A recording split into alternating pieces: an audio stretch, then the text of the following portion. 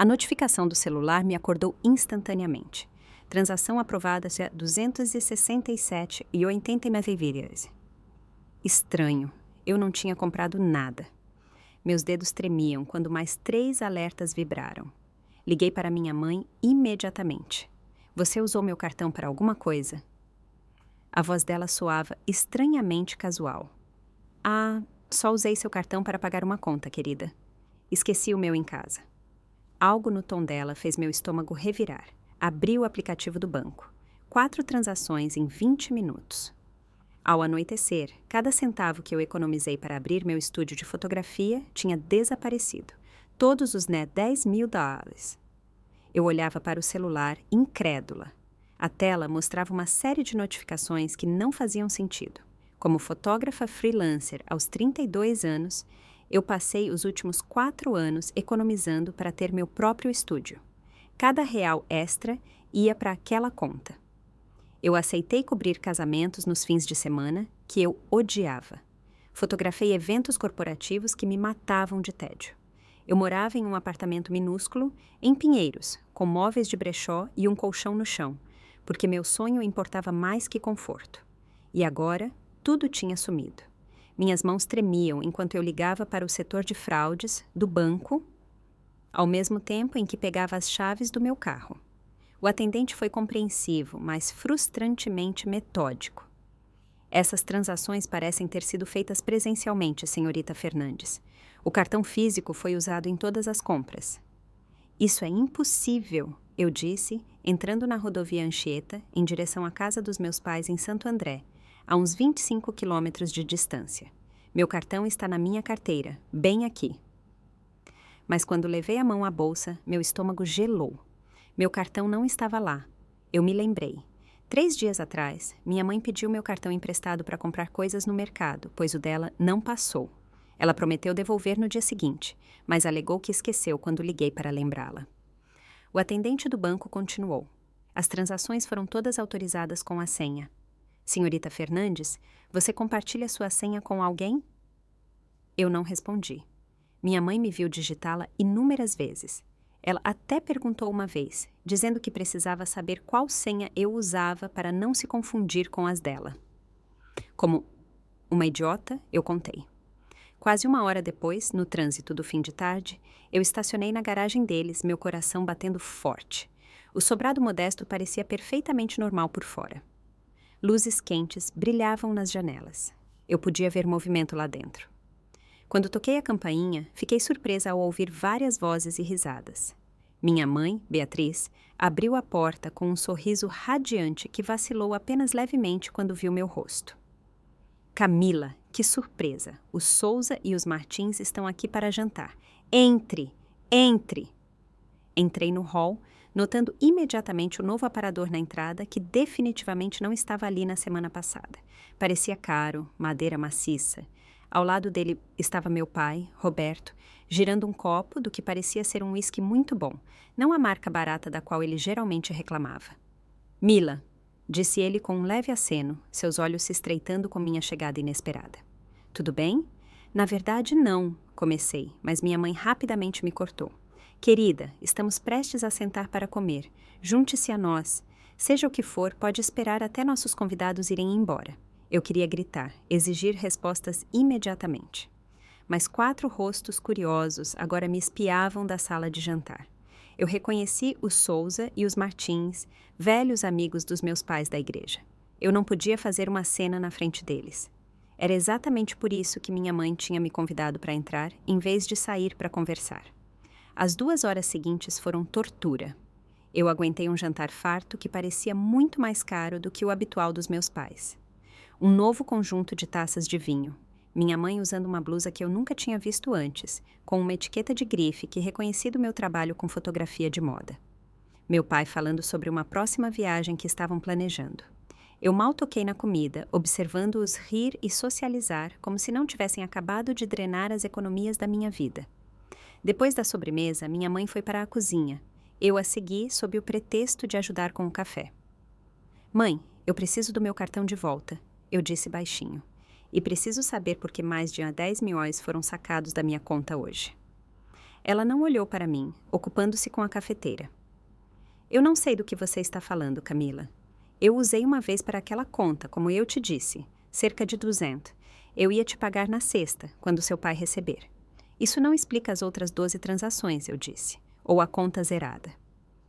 Ela se virou para mim, então, seu rosto uma máscara de confusão inocente que eu vi muitas vezes durante minha infância. Seu cartão não está aqui, meu bem. Eu devolvi na sua bolsa da última vez que você veio. Lembra? Talvez você devesse procurar no seu carro ou no seu apartamento de novo. E talvez você devesse ligar para o banco sobre fraude. O gaslighting casual era tão familiar que me deixou enjoada. Antes que eu pudesse responder, a porta da cozinha se abriu e meu pai entrou. Tudo bem aqui? A Camila parece ter perdido o cartão de crédito, disse minha mãe suavemente. E alguém tirou dinheiro da conta dela. Não é terrível, Roberto. A expressão do meu pai era indecifrável. Isso é péssimo. Você deve informar ao banco imediatamente. Eu já informei, eu disse, observando-o com atenção. Eles disseram que o cartão foi usado presencialmente, com a senha. Algo piscou em seu rosto. Irritação, preocupação. Desapareceu antes que eu pudesse identificar. Os convidados finalmente foram embora por volta das 21h30. Esperei até a porta se fechar atrás deles antes de confrontar meus pais na sala de estar. 10.000, eu disse, seca. Minhas economias inteiras. Desapareceram hoje em 14 transações separadas com o meu cartão, que a mamãe pegou emprestado há 3 dias e nunca devolveu. Eu quero uma explicação agora. A postura da minha mãe mudou instantaneamente. A anfitriã calorosa desapareceu, substituída por uma indignação defensiva. Você está me acusando de alguma coisa? Depois de tudo o que fizemos por você? Eu não estou acusando. Estou afirmando fatos. O dinheiro sumiu. Você estava com meu cartão. Eu quero saber por quê. Meu pai se acomodou em sua poltrona, de repente parecendo presunçoso em vez de preocupado. Sua mãe estava ajudando com um trabalho de caridade. A igreja está arrecadando fundos para as vítimas das enchentes em Santa Catarina. Vítimas das enchentes, repeti. E isso exigiu 14 compras separadas em lojas de departamento e joalherias? Como você ousa? Minha mãe ofegou. Eu fiz uma compra na Renner para comprar suprimentos. A igreja está montando kits de ajuda. Então por que minha conta está zerada? São muitos kits de ajuda, mãe. Eu não gosto do seu tom, Camila. Meu pai interrompeu. Sua mãe faz um trabalho importante na comunidade. Se há algum mal-entendido sobre o valor, tenho certeza de que podemos resolver. Não há mal-entendido. Eu quero meu cartão de volta e quero meu dinheiro de volta hoje. A mão da minha mãe voou para o peito. Eu já disse que não estou com seu cartão. Eu devolvi. Então esvazie sua bolsa, desafiei. Seus olhos se arregalaram. Eu não vou ser tratada como uma criminosa na minha própria casa. Mas eu já estava farta. Estendi a mão para a bolsa de grife dela na mesa lateral. Ela avançou para pegá-la, mas fui mais rápida. Virei a bolsa sobre o sofá e, entre o conteúdo espalhado, lá estava, meu cartão de débito, junto com 3 recibos de lojas que definitivamente não vendiam suprimentos para vítimas de enchentes. Shopping Iguatemi. Li em voz alta de um recibo. 4.320 em um relógio. Isso também é para as vítimas das enchentes? O rosto da minha mãe se contorceu de raiva, mas antes que ela pudesse responder, meu pai se levantou. Já chega, Camila. Sua mãe cometeu um erro. Nós íamos te pagar de volta no mês que vem. Mês que vem? Com o quê? Vocês 2 estão aposentados. De onde viria o dinheiro? Isso não é da sua conta, ele rosnou. É da minha conta quando é o meu dinheiro, gritei, finalmente perdendo o controle. Vocês roubaram de mim, da sua própria filha. Nós pegamos emprestado, minha mãe corrigiu, de repente calma novamente. E gostaríamos de um pouco de compreensão. Todo mundo passa por dificuldades financeiras às vezes. 10.000 não é uma dificuldade financeira, minha mãe. É roubo. O rosto do meu pai escureceu. Você sempre foi tão dramática, Camila. Assim como quando você acusou sua mãe de pegar o dinheiro do seu aniversário quando você tinha 12 anos. A referência me atingiu como um tapa. Eu tinha esquecido aquele incidente. 75 óculos dos meus avós que sumiram da minha gaveta. Minha mãe insistiu que eu devia ter gasto e esquecido. Ninguém acreditou em mim. Esta não é a primeira vez, é? Eu disse lentamente. Vocês fizeram isso com a Larissa também? Um olhar trocado entre meus pais confirmou minha suspeita. Minha irmã mais nova havia se mudado para Recife, do outro lado do país, 2 anos atrás, cortando o contato com nossos pais quase completamente. Ela nunca explicou o porquê. Eu quero meu dinheiro de volta. Eu disse, baixinho. Tudo, ou eu vou à polícia. Polícia? Minha mãe riu, mas havia uma tensão nervosa em sua voz. Para quê? Eles nunca vão acreditar em você. Nós somos seus pais. Saia da nossa casa, disse meu pai, apontando para a porta. Se você quer agir assim, não é bem-vinda aqui. E se você nos assediar ou espalhar mentiras, nós registraremos uma queixa. Veremos como isso afeta seu negocinho de fotografia. Eu olhei para eles, aqueles estranhos usando os rostos dos meus pais. Com as mãos trêmulas, peguei minhas coisas e meu cartão de débito. Vocês não vão se safar dessa, eu disse na porta. A resposta do meu pai me gelou. Nós já nos safamos. Enquanto eu dirigia para longe, liguei para minha irmã pela primeira vez em meses. Ela atendeu no 5º toque. Larissa, eu disse, minha voz falhando. Preciso falar com você sobre a mamãe e o papai. Houve um longo silêncio antes que ela respondesse. Eles finalmente fizeram isso com você também, não é? Na manhã seguinte, minha conversa com Larissa ainda ecoava em minha mente. Eles pegaram 8 mil de mim, ela disse com a voz vazia. Logo antes do meu casamento. Disseram que estavam ajudando com o depósito do buffet. Não havia depósito de buffet. Eles gastaram com eles mesmos. Quando eu os confrontei, disseram a todos que eu estava com problemas mentais por causa do estresse do casamento. Agora tudo fazia sentido. A fuga súbita de Larissa para se casar, sua mudança para o outro lado do país, seu silêncio. Por que você não me contou? Eu havia perguntado. Você teria acreditado em mim? Ela respondeu. Eles são tão bons nisso, Camila.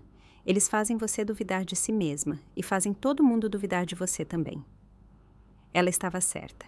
Nossos pais sempre foram membros respeitados da comunidade, voluntários da igreja, o casal perfeito. Quem acreditaria que eles eram ladrões? Eu estava prestes a descobrir. A delegacia de polícia local estava calma naquela manhã de terça-feira. O policial que registrou minha ocorrência, um homem de aparência cansada, chamado Mendes, ouviu sem muito interesse enquanto eu explicava a situação.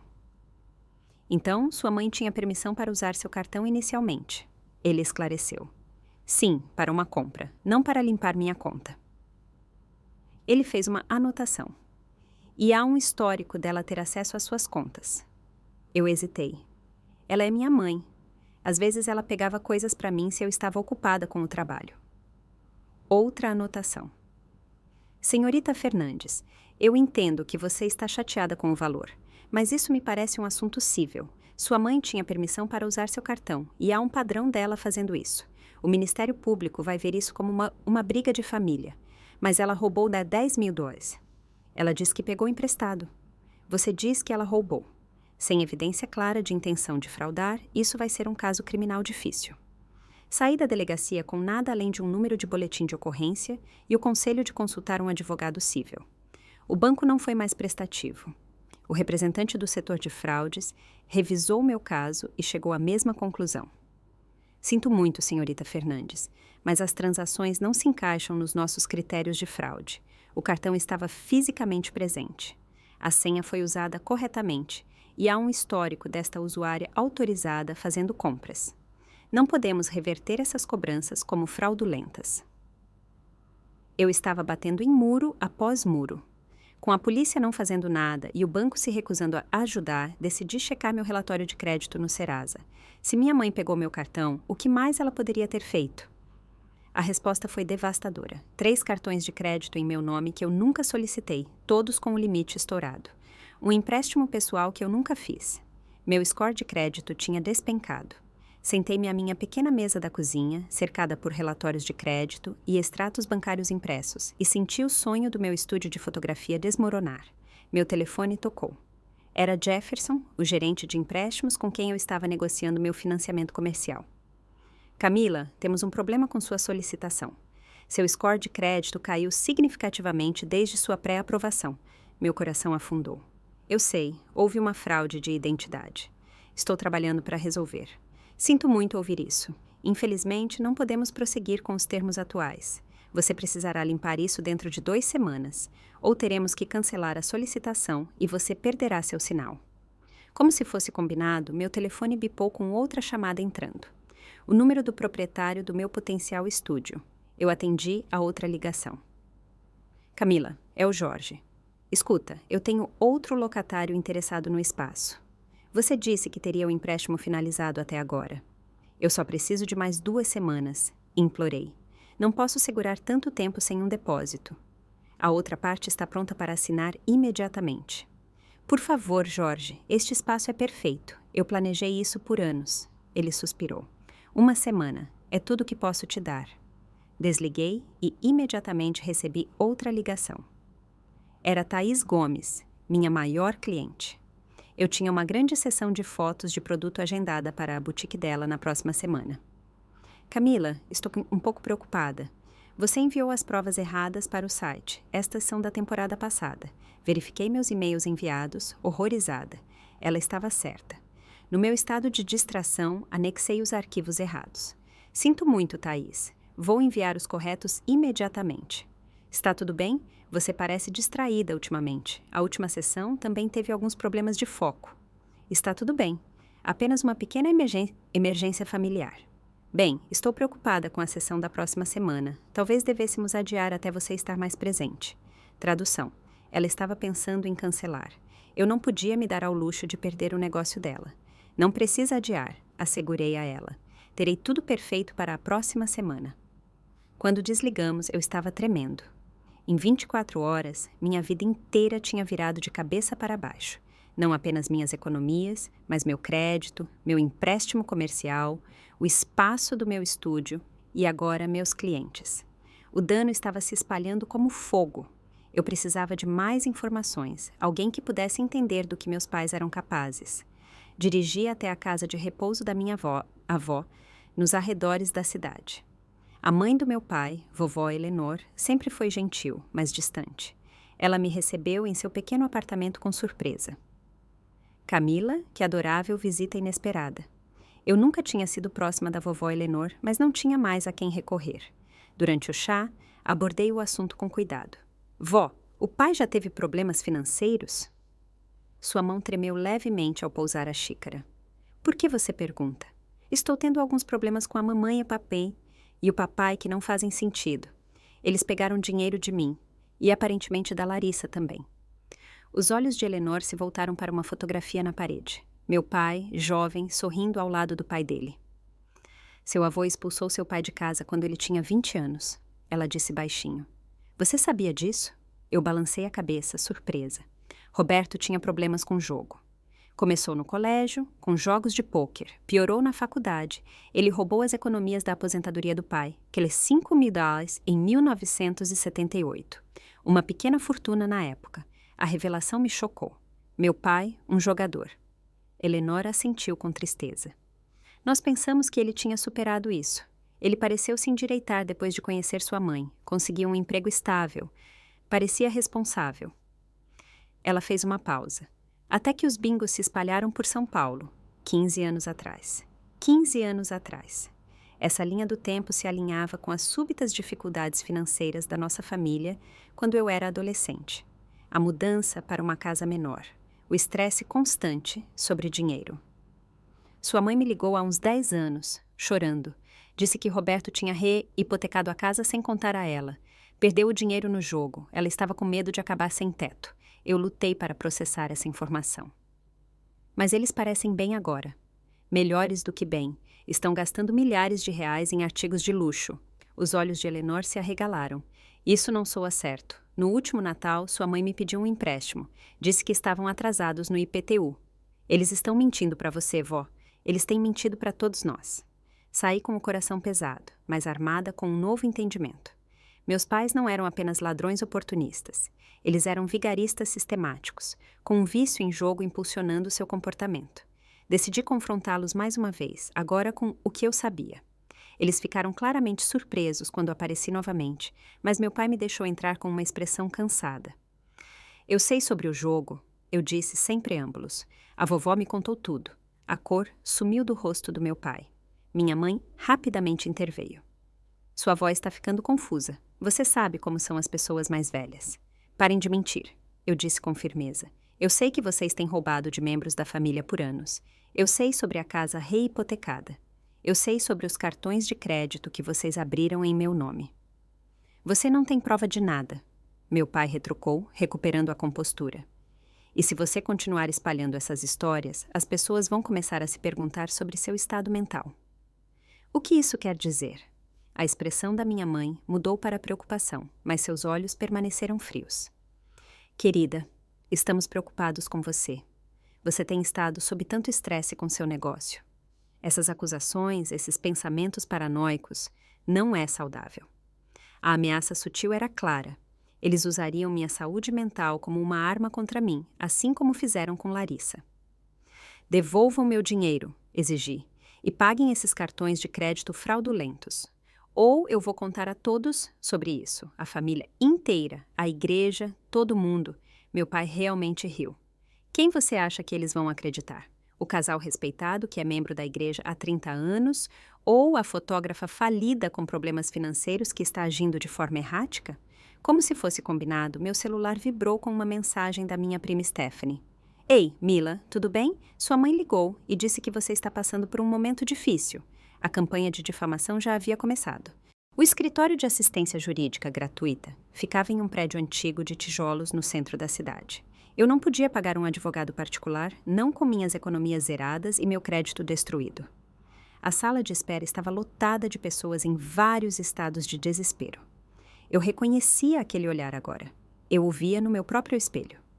Depois de 2 horas, finalmente me encontrei com Patrícia Delaney, uma advogada de aparência cansada, mas de olhar afiado, nos seus 50 anos. Abuso financeiro contra idosos é minha especialidade, disse ela depois de ouvir minha história. Mas isso é uma virada. Pais roubando de filhos adultos não é tão direto legalmente, especialmente quando eles tinham algum nível de acesso autorizado. Há algo que possa ser feito? Ela bateu a caneta contra um bloco de notas coberto de anotações. Podemos começar com uma notificação extrajudicial exigindo o reembolso e depois ajudá-la a registrar relatórios formais de roubo de identidade para esses cartões de crédito. O objetivo seria pressioná-los a um acordo privado antes de buscar uma ação civil. E quanto às acusações criminais? Com base no que você me disse e no que a polícia já falou, é improvável que isso ganhe tração sem mais evidências. Vamos focar em reaver seu dinheiro e limpar seu crédito. Saí com um plano. Patrícia redigiria a notificação imediatamente e eu reuniria a documentação para os relatórios de roubo de identidade. Pela primeira vez em dias, senti um vislumbre de esperança. Essa esperança durou pouco. 3 dias depois, recebi uma resposta, não dos meus pais, mas do advogado deles, Bernardo Wilson, de um escritório de advocacia de prestígio que eu nunca poderia pagar. Meus clientes negam categoricamente todas as alegações de roubo ou fraude, dizia a carta. Eles afirmam que os fundos foram fornecidos como um empréstimo familiar com acordo verbal para os termos de pagamento. Além disso, estão preparados para entrar com uma contração por difamação caso essas acusações infundadas continuem. Liguei para Patrícia imediatamente. Eles contrataram um advogado caro. Como eles podem pagar por isso? Com o seu dinheiro, ela suspirou. Infelizmente, isso complica as coisas. Um processo civil pode levar meses até anos e custar milhares a mais em taxas legais. Que eu não tenho. Exatamente. O advogado dele sabe disso. O próximo golpe veio das administradoras de cartão de crédito. Apesar de registrar os relatórios de roubo de identidade, elas se recusaram a remover as contas fraudulentas. Precisamos de um boletim de ocorrência identificando especificamente o perpetrador, explicou o representante do setor de fraudes. Sem isso, não podemos prosseguir com a remoção dessas contas do seu histórico de crédito. Voltei à delegacia, desta vez pedindo para falar com um detetive especializado em crimes financeiros. A detetive Morgan foi mais atenta do que o primeiro policial, pelo menos. Vou investigar, ela prometeu, mas preciso entrevistar seus pais também. 2 dias depois, ela me ligou. Falei com seus pais, senhorita Fernandes. Eles me mostraram documentação de empréstimos que alegam que você concordou. Há assinaturas que parecem bater com a sua. Isso é impossível, eu disse. Eu nunca assinei nada. Eles também explicaram que te ajudaram financeiramente muitas vezes ao longo dos anos. Mensalidades da faculdade, parcelas do carro. Isso é correto? Sim, mas isso foi anos atrás. Sou financeiramente independente desde os 24 anos. Eles sugeriram que você poderia estar tendo algumas dificuldades emocionais. Disseram que sua irmã teve problemas semelhantes. Eu me senti enjoada. Eles tinham encantado a detetive, assim como encantavam a todos. Essas assinaturas são forjadas, insisti. Você não pode verificar isso? A análise grafotécnica é cara e não conclusiva. Sem evidência clara de intenção criminosa, o promotor não vai processar o que parece ser uma disputa financeira familiar. Outro beco sem saída. Eu estava começando a entender por que Larissa simplesmente cortou o contato e se mudou para o outro lado do país. Lutar parecia impossível. O golpe final veio na forma de documentos legais entregues no meu local de trabalho, um coworking. Minha assistente, Zoe, trouxe o envelope para mim com uma expressão preocupada. Alguém acabou de deixar isso para você. Parece oficial. Abri com as mãos trêmulas. Um pedido de medida protetiva temporária. Meus pais alegavam que eu os estava assediando com falsas acusações e comportamento ameaçador. Eles descreveram ligações noturnas, visitas agressivas à casa deles e instabilidade emocional que os fazia temer por sua segurança. Tudo mentira. Eu não os contatava desde o nosso último confronto, mas o estrago estava feito. Meus colegas tinham visto a entrega. Zoe estava me observando com preocupação. Tudo bem, Camila? Apenas um mal-entendido, consegui dizer. Nada com que se preocupar. Mas era algo com que se preocupar. A audiência no tribunal estava marcada para a semana seguinte. Eu teria que me defender contra essas acusações enquanto meus pais se faziam de vítimas de uma filha instável. A audiência foi tão horrível quanto eu tinha previsto. Meus pais sentaram-se do outro lado da sala do tribunal, parecendo sombrios e assustados. O advogado deles pintou um quadro de pais preocupados sendo vitimados por uma filha com problemas financeiros e emocionais. Os Fernandes suportaram assédio repetido. Disse ele ao juiz. Ligações noturnas, aparecer na casa deles sem avisar. Fazer acusações selvagens a membros da família e à comunidade da igreja. Eles estão simplesmente buscando paz e segurança. Minha defensora pública fez o seu melhor, mas ela teve tempo limitado para se preparar e informações limitadas. A senhorita Fernandes nega todas as alegações de assédio. Ela tem preocupações financeiras legítimas sobre as ações de seus pais e tentou resolvê-las através dos canais legais apropriados. O juiz, um homem mais velho que me lembrou meu pai, revisou as declarações com uma carranca. Estou concedendo uma medida protetiva temporária por 30 dias, ele anunciou. A senhorita Fernandes deve permanecer a pelo menos 100 metros dos requerentes e não ter contato por telefone, e-mail ou terceiros. Revisitaremos isso em uma audiência completa no próximo mês. Eu sentei em silêncio atordoado enquanto meus pais assentiam agradecidos para o juiz. Na saída, minha mãe realmente enxugou os olhos com um lenço de papel. A atuação foi impecável. As repercussões se espalharam rapidamente. No final da semana, 3 clientes cancelaram agendamentos. Minha prima Stephanie ligou para perguntar se eu estava procurando ajuda.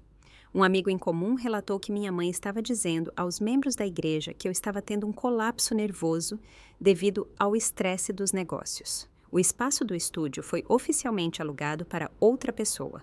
O empréstimo comercial foi negado devido aos meus problemas de crédito. E então veio o aviso de despejo. Sem minhas economias, eu não conseguia pagar o aluguel. Eu tinha 10 dias para desocupar meu apartamento. Sentei-me sozinha naquela noite, cercada por caixas semi-embaladas, e finalmente entendi por que Larissa tinha desistido. O sistema não foi projetado para proteger as pessoas de membros da família que sabiam exatamente como manipulá-lo. Meus pais passaram décadas aperfeiçoando suas táticas. Eles sabiam quais cordas puxar, quais histórias contar, quais vulnerabilidades explorar. Meu telefone tocou, era Juliana, minha amiga mais antiga da faculdade. Acabei de falar com a Stephanie. Ela disse sem preâmbulos. Que diabos está acontecendo, Mila? Pela primeira vez, desabei completamente e conte a alguém tudo. O roubo, os cartões de crédito, o jogo, a campanha de difamação, a medida protetiva. Juliana ouviu sem interrupção e, quando terminei, sua resposta foi imediata. Arrume suas coisas, você vai ficar comigo até resolvermos isso. Você acredita em mim? Perguntei, minha voz pequena. Claro que acredito em você. e nós vamos provar que você está certa. O quarto de hóspedes da Juliana se tornou minha sala de guerra. Com sua experiência em marketing digital, ela abordou a situação como um projeto de pesquisa. Precisamos documentar tudo, disse ela, prendendo cronogramas e registros financeiros em um quadro de cortiça. E precisamos descobrir se existem outras vítimas. Começamos pelas redes sociais, rastreando cuidadosamente a presença online dos meus pais, sem contatá-los diretamente. O que encontramos foi revelador. Apesar de suas alegações de dificuldades financeiras para vários membros da família, suas contas no Facebook e Instagram contavam uma história diferente. Jantares em restaurantes caros, um cruzeiro no verão passado, a coleção crescente de bolsas de grife da minha mãe, frequentemente marcada em fotos. Eles não estão nem escondendo, disse Ju, rolando pelas imagens. Eles estão ostentando porque ninguém os questiona, respondi. Todo mundo assume que eles podem pagar por essas coisas. Meu pai tinha um bom emprego antes de se aposentar. Minha mãe trabalhava meio período. Eles parecem respeitáveis. Precisamos encontrar outros com quem eles fizeram isso. Larissa não pode ser a única, além de você. Com cuidado para não violar a medida protetiva, criamos um grupo privado no Facebook chamado Apoio à Recuperação Financeira. Sem mencionar meus pais pelo nome, compartilhei minha experiência com exploração financeira por membros da família. Juliana compartilhou com conexões mútuas e, em dias, tínhamos 5 membros com histórias perturbadoramente semelhantes à minha. Meu primo Miguel, que perdeu 8 maus em um empréstimo temporário de sua conta poupança quando minha mãe o ajudou a organizar suas finanças após o divórcio. Minha tia Susana, que descobriu cartões de crédito em seu nome depois de permitir que meu pai a ajudasse com o imposto de renda após a morte do meu tio. 2 membros idosos da igreja dos meus pais, que deram milhares a um projeto de missão especial que nunca se materializou. E o mais surpreendente, o irmão do meu pai, Ricardo, que estava aqui afastado da família há anos. Eu sempre acreditei que a briga era devido a alguma antiga rivalidade de irmãos. A verdade era mais sinistra. Eles limparam as contas da nossa mãe enquanto administravam as finanças dela. Ele escreveu no grupo.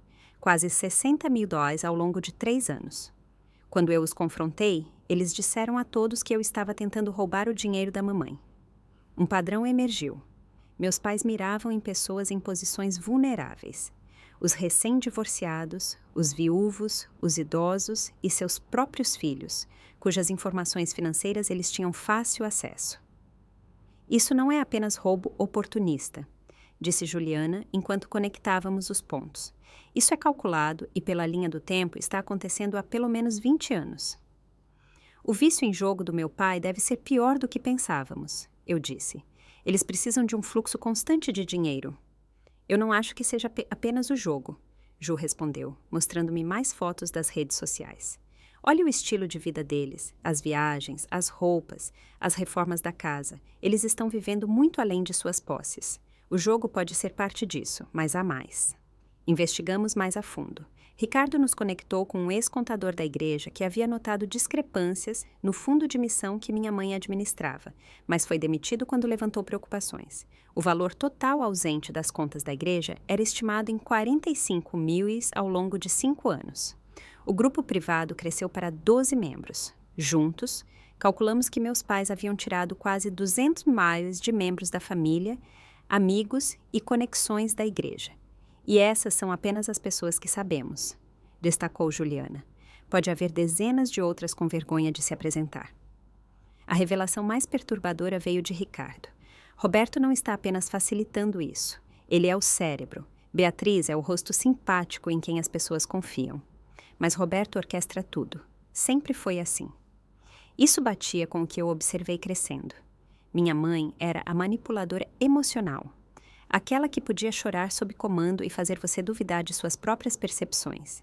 Mas meu pai era o pensador estratégico, aquele que sempre tinha um plano. Nossa investigação tomou um rumo urgente quando a secretária da igreja me mandou uma mensagem privada. Seus pais estão liderando uma viagem missionária para o Haiti no próximo mês. Passagens só de ida compradas, muito incomum. Eles normalmente coordenam essas viagens, mas não vão pessoalmente. Verifiquei os registros de voos através de um contato em uma agência de viagens. As passagens eram de fato apenas de ida, agendadas para dali a 3 semanas. Eles estão planejando fugir, disse Juliana. Eles sabem que as pessoas estão começando a comparar as histórias. Precisávamos de evidências mais oficiais. Encontrei-me com o pastor dos meus pais, um homem gentil chamado Pastor Thomas, que os conhecia há 20 anos. Ele estava inicialmente na defensiva. Beatriz e Roberto são pilares da nossa comunidade, ele insistiu. Essas acusações são muito sérias. Eu entendo, eu disse cuidadosamente. E não estou pedindo para o senhor tomar um lado. Estou apenas pedindo para verificar alguns registros financeiros sobre os fundos de missão e as coletas para as enchentes. Ele franziu a testa. O que especificamente você está procurando? Discrepâncias entre o que foi coletado e o que foi gasto. Projetos que foram anunciados, mas nunca concluídos. Recibos faltando. Sua expressão mudou sutilmente. Houve algumas supervisões administrativas. Sua mãe sempre as explicou satisfatoriamente. O senhor estaria disposto a revisar os registros com mais cuidado, para a proteção da igreja? Apelar para sua responsabilidade para com a congregação funcionou. 3 dias depois, ele me ligou, sua voz tensa. Encontrei algumas irregularidades que não podem ser facilmente explicadas. Pedi a documentação à sua mãe, mas ela ficou na defensiva. Quão sérias são as irregularidades? Sua pausa falou volumes. Sérias o suficiente para eu ter contatado o conselho da igreja. Faremos uma auditoria formal. Outra peça se encaixou quando minha avó ligou, parecendo confusa. Camila, eu assinei papéis mudando meu testamento recentemente. Roberto trouxe documentos para eu assinar no mês passado. Disse que eram atualizações de rotina, mas minha amiga Gladys disse que eu deveria ter pedido para meu próprio advogado revisar. Um sentimento de enjoo tomou conta de mim. Você os leu antes de assinar, vó? Bem, não. Meus olhos não são mais o que eram. E Roberto explicou tudo. Algo sobre simplificar o espólio. Organizei para que minha avó se encontrasse com um advogado independente no dia seguinte. As atualizações de rotina haviam removido a mim e a Larissa como beneficiárias e nomeado meus pais como únicos herdeiros. Eles estavam planejando para todas as contingências. As peças estavam se encaixando, revelando uma operação muito mais extensa do que eu imaginava. Mas, enquanto reuníamos evidências, coisas estranhas começaram a acontecer. Uma mensagem de texto anônima apareceu no meu celular. Larga isso ou você vai perder mais do que dinheiro. Voltei para casa de uma sessão de fotos e descobri que meu apartamento, agora o quarto na casa da Ju, tinha sido invadido. O apartamento da Juliana. Meu computador tinha sumido, junto com HDs externos contendo fotos de clientes. O mais perturbador, todos os meus documentos financeiros tinham sido levados da minha mesa. Quando a polícia chegou, a resposta foi frustrantemente previsível. Algum inimigo, senhorita Fernandes? Alguém que possa querer te atingir especificamente? Pensei na medida protetiva, em como pareceria se eu acusasse meus pais. Não que eu saiba. O policial fez uma anotação sem muito interesse. Provavelmente aleatório. Esta área teve alguns arrombamentos recentemente. Embora seja estranho, levaram papelada. Geralmente, eles procuram eletrônicos, joias. Levaram meu computador também. Apontei. Ele deu de ombros. Preencha um BO para o seguro e talvez considere se mudar para um bairro mais seguro. 2 dias depois, encontrei meu carro no estacionamento do trabalho com mentirosa pintado em vermelho no para-brisa. As câmeras de segurança tinham misteriosamente falhado naquela manhã. A mensagem era clara. Meus pais sabiam que estávamos investigando e estavam revidando. Quando liguei para Larissa para atualizá-la, ela retirou seu apoio. Sinto muito, Camila. Não posso me envolver. Eu tenho um bebê agora. Não posso arriscar que eles venham atrás da minha família. Eu entendia o medo dela, mas o isolamento era esmagador. Até Juliana estava sentindo a pressão. Meu namorado acha que estou me envolvendo demais. Ela admitiu. Ele diz que está se tornando uma obsessão. Mas a revelação final tornou impossível parar. Através das conexões de Ricardo, descobrimos que meu pai tinha um amigo de longa data no departamento de polícia local. O capitão Jaime Benites era seu parceiro de pôquer há 20 anos. O mesmo departamento de polícia que dispensou meus relatos de roubo e fez uma investigação mínima sobre o arrombamento. Eles têm proteção, disse Juliana sombriamente. Não é à toa que eles se safaram por tanto tempo. A igreja estava lotada naquele domingo de manhã. Eu não frequentava os cultos lá desde a faculdade, mas o café da manhã comunitário semanal era aberto a todos. Juliana e eu havíamos planejado cuidadosamente esse confronto para evitar violar a medida protetiva. Tecnicamente, era um evento público, e eu manteria a distância exigida. Meus pais sentavam-se em sua mesa habitual, perto da frente, cercados por seus admiradores de sempre. Eles não me notaram perto da estação de café com uma pasta de documentos até que o pastor Thomas se aproximou deles. Observei suas expressões mudarem enquanto ele sussurrava algo e, em seguida, olhava em minha direção. O rosto da minha mãe empalideceu. O maxilar do meu pai se contraiu. Eles seguiram o pastor até seu escritório. O plano estava em movimento. Dentro do escritório, o pastor Thomas os apresentaria com evidências de discrepâncias financeiras nas contas da igreja, não como uma acusação, mas como um assunto que exigia explicação. Juliana e eu entraríamos depois com Ricardo e 2 outras vítimas para apresentar o padrão mais amplo de exploração.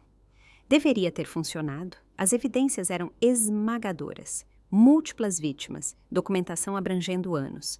Mas nós subestimamos as habilidades de atuação da minha mãe e a mente estratégica do meu pai. Quando entramos no escritório 15 minutos depois, minha mãe estava soluçando em um lenço. Não as lágrimas silenciosas e dignas de alguém pego e arrependido, mas os soluços convulsivos de alguém profundamente ferido. Como você pôde fazer isso conosco? Ela chorou quando me viu, com seus próprios pais, depois de tudo que fizemos por você. Meu pai sentou-se ao lado dela, o braço protetoramente em volta de seus ombros, sua expressão grave de decepção. O pastor Thomas parecia desconfortável. Camila, eu discuti as questões financeiras com seus pais. Parece haver um mal-entendido. Sua mãe tem registros de todas as distribuições do fundo de missão. Registros fabricados, eu disse, colocando minha pasta em sua mesa. Temos declarações de 12 pessoas diferentes que foram fraudadas por meus pais, membros da família, membros da igreja, amigos. 12 pessoas, disse meu pai, tristemente, de centenas que nos conhecem. 12 pessoas com seus próprios problemas financeiros e queixas, lideradas por nossa filha, que tem lutado com dificuldades emocionais. O pastor olhou para mim com um novo cansaço. Beatriz e Roberto mencionaram que você esteve sob estresse significativo ultimamente com seu negócio. A medida protetiva é baseada em mentiras, eu disse com firmeza, assim como tudo o mais que eles lhe disseram. Então por que um juiz a concederia? Meu pai perguntou razoavelmente. Por que o contador da igreja verificaria os registros de sua mãe se eles fossem falsificados? O chão estava se movendo sob mim. Do que você está falando? A secretária da igreja disse que havia discrepâncias. Ex-secretária da igreja, pastor Thomas corrigiu gentilmente. Margarida foi dispensada no ano passado por erros de contabilidade. Eu deveria ter mencionado isso. Olhei para a mesa do pastor, notando pela primeira vez uma foto emoldurada dele com meu pai em uma pescaria. A teia de relacionamentos e influência, de repente, ficou clara. Tínhamos entrado em uma emboscada. Pastor, Juliana interveio. Temos documentação de várias fontes, extratos bancários, relatórios de crédito. O senhor pelo menos os revisaria? Claro, disse ele gentilmente. Gentil demais. Mas talvez este não seja o momento ou o local apropriado.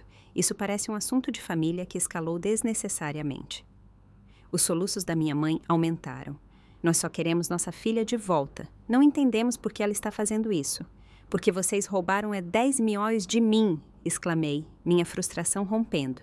E dezenas de milhares de outros. Camila, papai disse severamente, você precisa se acalmar. Essas 4 palavras, usadas durante toda a minha infância para dispensar minhas preocupações, acenderam algo em mim. Perdi minha compostura. Não me diga para ficar calma. Vocês têm roubado de membros da família por décadas. Vocês forjaram pedidos de cartão de crédito em meu nome. Vocês estão planejando fugir do país em 3 semanas. A explosão se encaixou perfeitamente na narrativa deles. O pastor parecia alarmado. Meu pai balançou a cabeça tristemente. Minha mãe chorou mais forte.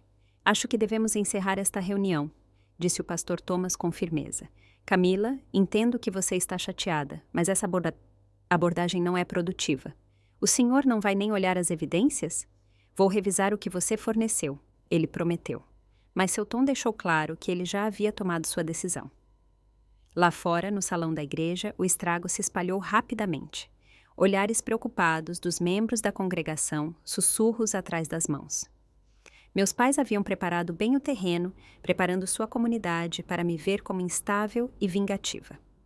À tarde, um ancião da igreja ligou para me dizer que estavam organizando um círculo de oração por meus pais em seu momento de angústia familiar.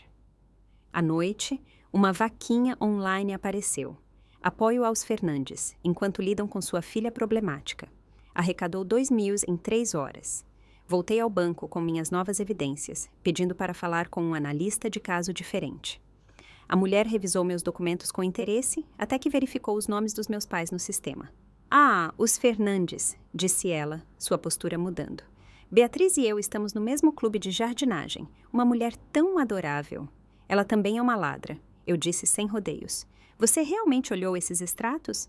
Vou precisar escalar isso para meu gerente, disse ela rigidamente.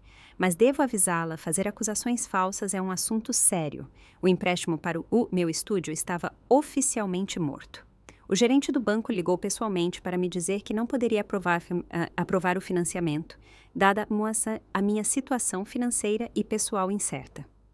Eu estava fotografando um pequeno casamento naquele fim de semana, precisando desesperadamente da renda, quando meu telefone explodiu com notificações.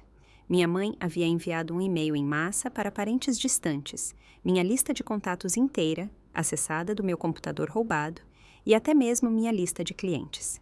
Estamos de coração partido em compartilhar que nossa filha Camila está passando por sérias dificuldades pessoais, dizia. Seu comportamento se tornou errático e preocupante. Buscamos aconselhamento profissional e fomos informados de que isso pode ser o início de uma crise de saúde mental. Compartilhamos isso não para envergonhar Camila, mas para pedir sua compreensão e apoio durante este momento difícil. 3 clientes ligaram para cancelar as próximas sessões antes mesmo de eu terminar de ler o e-mail. Então veio o golpe final, um aviso formal do banco sobre cheques suspeitos emitidos da minha conta. Alguém havia encomendado novos talões de cheque em meu nome e emitido vários ao portador, totalizando 3.000. A assinatura era uma imitação razoável da minha. Minha identidade havia sido roubada novamente, e desta vez eu estava sendo incriminada por fraude de cheques. A detetive Morgan ligou na manhã seguinte. Senhorita Fernandes, precisamos conversar sobre alguns cheques potencialmente fraudulentos associados à sua conta. Eu não emiti esses cheques, eu disse imediatamente. Alguém roubou minha identidade de novo. O suspiro dela foi audível. Você entende como isso parece, certo? Você fez acusações contra seus pais sobre impropriedade financeira. E agora há transações questionáveis da sua própria conta. Eles estão me incriminando, é parte do padrão. Essa é uma acusação séria. Você tem provas? Eu tinha muitas evidências, mas nenhuma que ligasse diretamente meus pais a esses cheques específicos. E eu sabia como seria percebido se eu pressionasse demais. As paredes estavam se fechando. Eu havia perdido minhas economias, meu crédito, meu empréstimo comercial, meu estúdio, meu apartamento, a maioria dos meus clientes e, agora, potencialmente, minha liberdade se esses cheques fraudulentos fossem atribuídos a mim. Até Juliana estava começando a mostrar sinais de dúvida. Mila, talvez precisemos dar um passo atrás. Ela sugeriu gentilmente. Reagrupar. Pensar sobre isso de forma diferente. Você acha que estou errada sobre eles? Perguntei, sentindo-me traída. Não, disse ela rapidamente. Eu acredito em você. Mas o Josh acha que estou me envolvendo demais nisso. Ele diz que está afetando nosso relacionamento. Josh, o namorado dela há 2 anos, estava cada vez mais desconfortável com o envolvimento de Juliana na minha situação.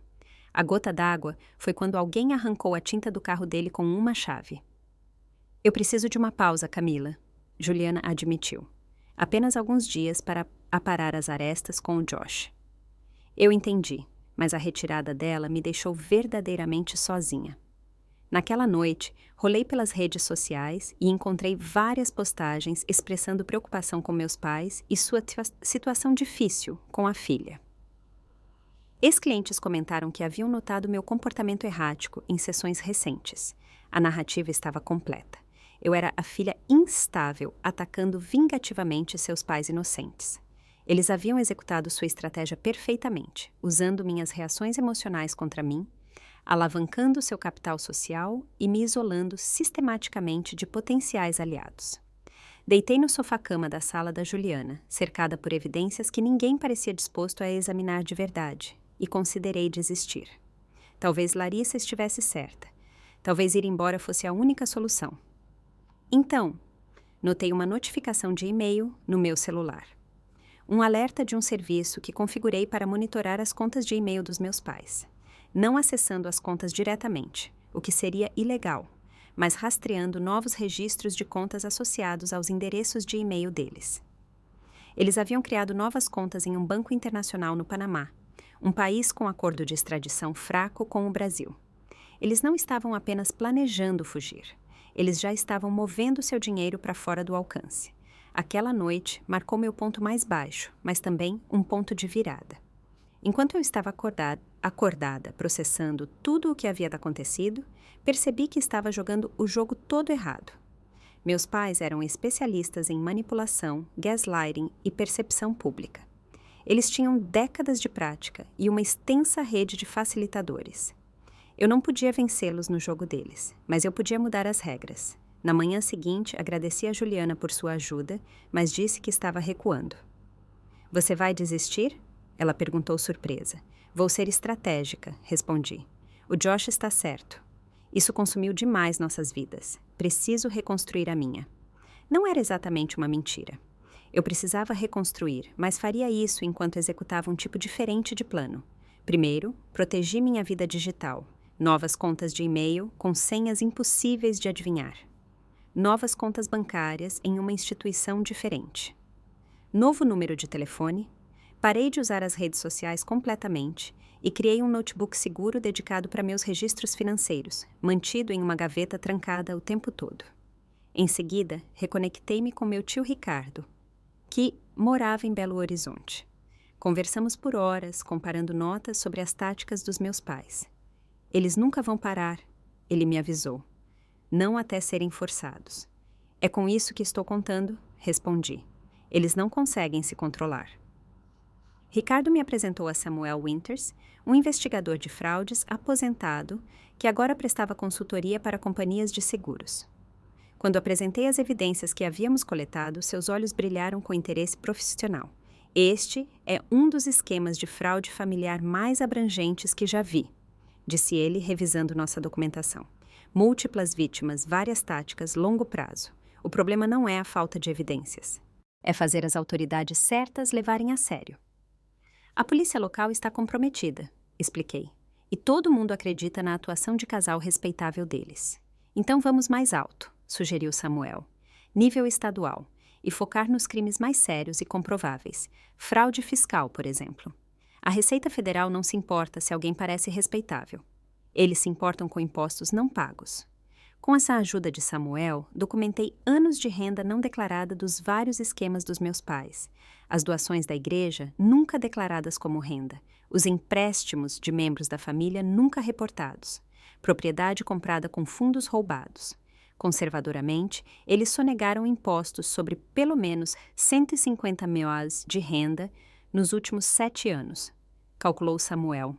Isso dá prisão federal. Enquanto Samuel preparava a documentação para a Receita Federal, trabalhei metodicamente para reconstruir minha reputação profissional. Criei um negócio de fotografia com uma marca ligeiramente diferente, CF Visuais, focando em trabalho comercial em vez de clientes pessoais, para minimizar o impacto da campanha de difamação dos meus pais.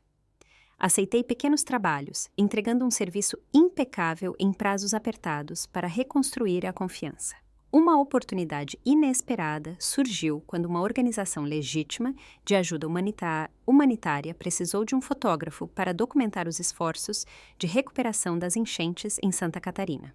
O trabalho de 2 semanas pagava modestamente, mas oferecia algo mais valioso: a chance de criar um portfólio associado à caridade real, reivindicando a narrativa que meus pais haviam envenenado.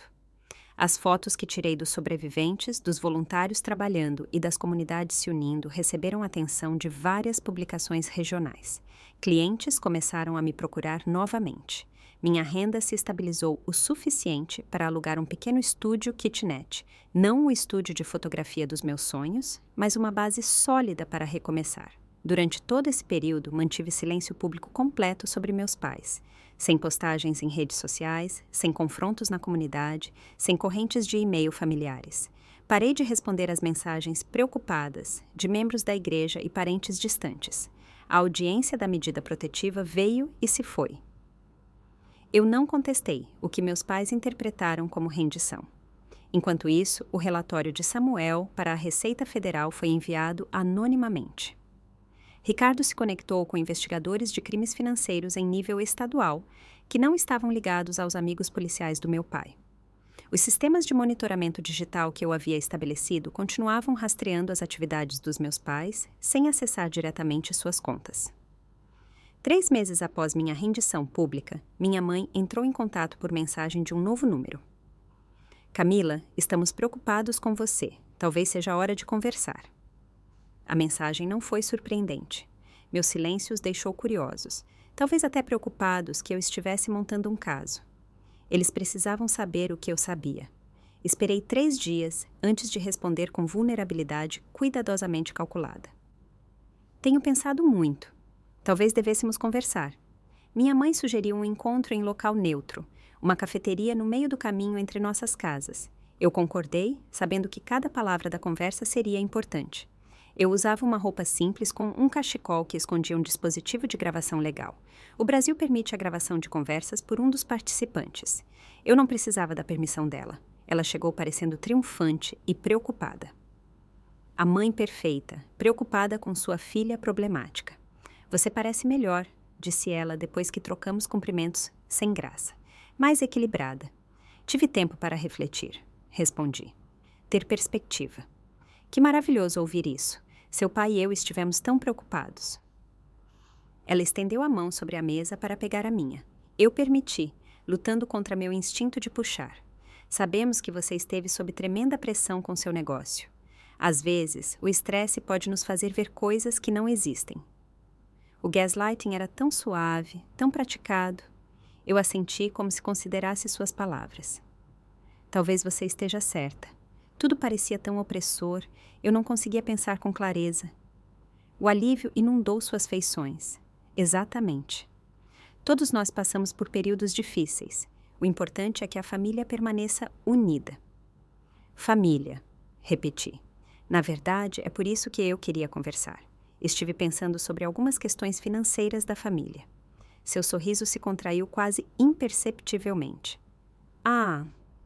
A vovó Eleanor mencionou algumas mudanças no testamento dela, e eu estava curiosa sobre a viagem missionária ao Haiti. Pareceu tão emocionante. Sua avó está ficando confusa, disse minha mãe suavemente. Nós simplesmente a ajudamos a organizar alguns papéis. E a viagem missionária é apenas um trabalho de rotina da igreja. Passagens só de ida pareceram incomuns. Um flash de alarme cruzou seu rosto antes que ela o controlasse. Quem te disse isso? Os arranjos de viagem são complicados. Múltiplos destinos. Entendo, eu disse, como se aceitasse sua explicação. E quanto às novas contas no Panamá, era isso? Agora o alarme não podia ser escondido. Eu não sei do que você está falando. Não, que estranho. As transferências da sua conta no Banco Itaú foram bem substanciais. A máscara da minha mãe caiu completamente. Você está nos espionando. Isso é ilegal. Na verdade, não acessei nenhuma de suas contas, mas obrigada por confirmar que elas existem. Ela se levantou abruptamente, pegando sua bolsa. Esta conversa acabou. Posso ver que você ainda não está bem. Mais uma coisa antes de você ir, eu disse calmamente. As notificações de auditoria da Receita Federal geralmente chegam dentro de 30 a 60 dias após a apresentação de uma denúncia. Talvez você queira consultar um advogado tributarista. A cor sumiu do rosto dela. Sem outra palavra, ela saiu apressada da cafeteria. Naquela noite, meus alertas de monitoramento enlouqueceram. Meus pais estavam tentando acessar suas contas de vários dispositivos, fazendo ligações para o banco, procurando informações sobre investigações de fraude da Receita Federal e penalidades. No dia seguinte, observei uma agitação na casa deles.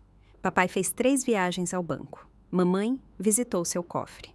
Eles começaram a vender bens discretamente, incluindo o relógio novo comprado com meu dinheiro roubado. O rastro digital confirmou minha suspeita. Eles estavam acelerando seu plano de fuga. A viagem ao Haiti foi adiantada em 2 semanas. Fundos adicionais foram transferidos para as contas do Panamá. Papai, de repente, sacou seus fundos de aposentadoria, previdência privada, incorrendo em penalidades substanciais por retirada antecipada. Continuei minha observação silenciosa, dando-lhes corda suficiente para se enforcarem. Cada transação, cada movimento desesperado se somava ao rastro de evidências. Samuel encaminhou tudo para seus contatos na Unidade Estadual de Crimes Financeiros e na Divisão de Investigação Criminal da Receita Federal. Eles estão em pânico, ele me disse, com satisfação profissional, cometendo erros, criando exatamente o rastro de papel que os investigadores precisam. A peça final veio quando descobri que eles haviam comprado passagens aéreas adicionais, não para o Haiti, mas para o Panamá, dali a 1 semana. A clássica manobra de distração, anunciar uma viagem da igreja para um local enquanto, na verdade, fugiam para outro. Era a hora da única coisa silenciosa que eu havia planejado o tempo todo. Compilei cada pedaço de evidência, cada extrato bancário, cada documento forjado, cada declaração de vítima, cada registro fiscal e cada pegada digital em um pacote abrangente. Com a ajuda de Samuel, organizei tudo em uma narrativa clara e convincente de fraude sistemática abrangendo décadas. Então, criei várias cópias, uma para a Receita Federal, uma para o Ministério Público Estadual, uma para o Departamento de Polícia Local, endereçada ao secretário de Segurança, contornando os amigos do meu pai, uma para o Conselho da Igreja, uma para cada membro da família e uma que seria enviada automaticamente para cada contato na extensa rede dos meus pais. O gatilho para essa distribuição em massa. Um simples e-mail agendado para disparar exatamente às 10 da manhã do dia seguinte. A linha de assunto: documentação da fraude financeira de Roberto e Beatriz Fernandes. Minha preparação final foi uma reunião com a detetive Morgan, desta vez com Samuel presente como meu conselheiro. Entendo que você esteve cética em relação às minhas alegações, eu disse calmamente, colocando um pendrive em sua mesa. Isto contém evidências de fraude sistemática totalizando mais de 200 milhões, evasão fiscal superior a 160 milhões e documentação de risco de fuga imediato. Várias agências estaduais e federais já receberam cópias. Estou fornecendo a você como cortesia profissional, dado seu envolvimento anterior no caso. Sua expressão mudou de desdenhosa para preocupada, enquanto Samuel delineava as implicações legais de falhar em agir sobre tais evidências. A Unidade Estadual de Crimes Financeiros seguirá em frente de qualquer maneira, ele concluiu, mas o envolvimento da polícia local certamente seria notado em seu relatório. Quando saímos da delegacia, Samuel sorriu. Ela vai agir. Nenhuma detetive quer ser documentada ignorando evidências que levam a um caso estadual ou federal. Naquela noite, dormi tranquilamente pela primeira vez em meses. Eu tinha feito tudo o que era possível para me preparar. O resto dependia das autoridades e, ironicamente, dos meus próprios pais. O pânico e o desespero deles provavelmente forneceriam as evidências finais necessárias. Acordei cedo na manhã seguinte e dirigi até um café do outro lado da rua da casa dos meus pais. Às 9h55, pedi um café e esperei. Exatamente às 10 Newton, o celular da minha mãe vibraria com uma nova notificação de e-mail. Ela abriria seu aplicativo do Gmail e veria não apenas uma mensagem, mas cópias da mesma mensagem enviadas a todos que ela conhecia. A documentação completa de seus crimes, suas vítimas e seu plano de fuga. Imaginei o rosto dela ao perceber que cada mentira, cada manipulação, cada roubo estava agora exposto, não apenas às autoridades, mas a todo o seu mundo social. A fachada cuidadosamente construída de respeitabilidade, estilhaçada além do reparo. Às 10 mil em ponto, eu ouvi. Um grito tão alto, tão cheio de choque, raiva e medo, que os vizinhos realmente saíram para ver o que tinha acontecido. O som de um predador finalmente pego em uma armadilha feita por ele mesmo. A justiça havia chegado na forma de um e-mail. Os eventos que se seguiram se desenrolaram com uma velocidade que surpreendeu até a mim. 1 hora após minha mãe receber o e-mail, viaturas policiais convergiram para a casa dos meus pais. A detetive Morgan liderou a equipe, cumprindo um mandado de busca e apreensão. Sua reputação profissional agora estava ligada ao caso. Vizinhos se reuniram nos gramados do outro lado da rua, observando com preocupação perplexa, enquanto os policiais carregavam caixas de documentos, computadores e registros financeiros. Meu pai tentou apagar arquivos e informações de contas quando a polícia chegou, mas era tarde demais. Cada registro já havia sido preservado nos pacotes de evidências, cada transação documentada, cada declaração de vítima registrada. O rastro digital de seu plano de fuga era particularmente condenatório, confirmando tanto sua culpa quanto seu risco de fuga. Eles foram presos naquela tarde sob acusações iniciais de roubo de identidade e fraude, com acusações adicionais pendentes de investigações estaduais e federais. O noticiário local pegou a história, descrevendo-a como um caso chocante de exploração financeira familiar. O Conselho da Igreja convocou uma reunião de emergência e votou por unanimidade para conduzir uma auditoria forense completa de todas as contas que meus pais haviam tocado. Membros da família que receberam meu pacote de evidências começaram a ligar uns para os outros, comparando notas e experiências. Muitos que haviam dispensado minhas acusações agora reconheciam padrões semelhantes em suas próprias interações com meus pais. O gotejar de vítimas tornou-se uma inundação. A audiência de custódia foi realizada 3 dias depois. Meus pais apareceram no tribunal parecendo nada com o casal confiante e respeitável que me aplicou gaslighting por meses. O rosto do meu pai estava abatido, seus ombros caídos. A aparência cuidadosamente mantida da minha mãe havia deslizado. Seu cabelo, opaco, suas roupas de grife, trocadas por trajes simples do tribunal. O advogado caro deles havia sido substituído por um defensor público. Os bens que poderiam ter usado para a fiança foram congelados enquanto se aguardava a investigação. O juiz, citando as extensas evidências de risco de fuga e a gravidade das acusações, negou totalmente a fiança. Eles permaneceriam sob custódia até o julgamento. Enquanto eram levados, minha mãe olhou para trás, para mim, sentada em silêncio na galeria. Não havia remorso em seus olhos, apenas fúria fria por ter sido pega. Meu pai não olhou para trás. Do lado de fora do tribunal, repórteres pediram minha declaração. Recusei-me a comentar, além de expressar gratidão aos investigadores que levaram o caso a sério. Isso não era sobre vindicação pública.